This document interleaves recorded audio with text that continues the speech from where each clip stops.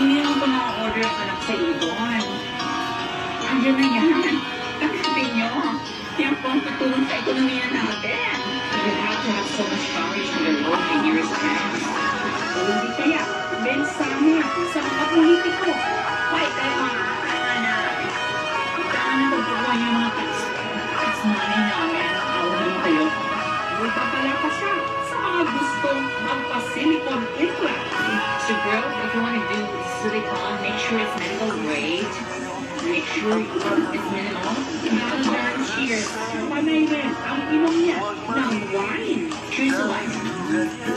At sa mga video ito, hindi mawawala ang kanyang trademark na linya. Ganon.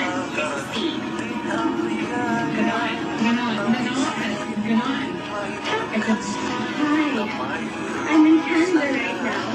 At marami na ang gumagaya. Maria Sophia Love, this is for you. Mommy, you're so serious. Love and life, my dear. Thank you so much for being an inspiration.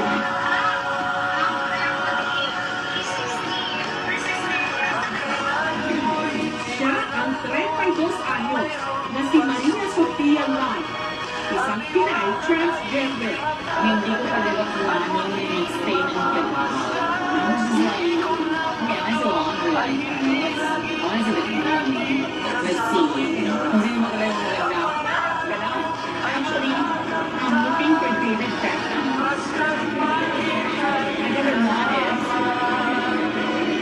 notice this year. Alright, bawal na tayo player modeling.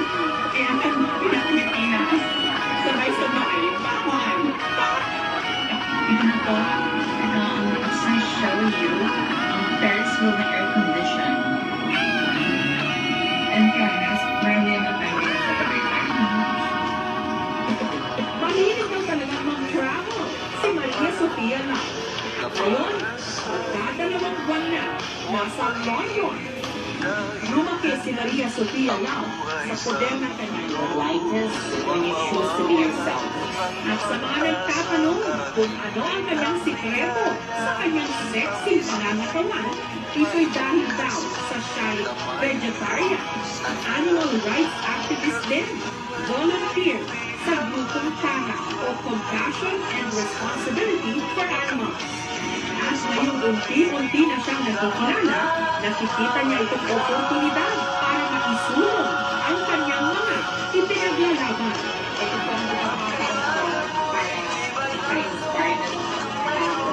because the truth is, we can be right when we're in a place of love.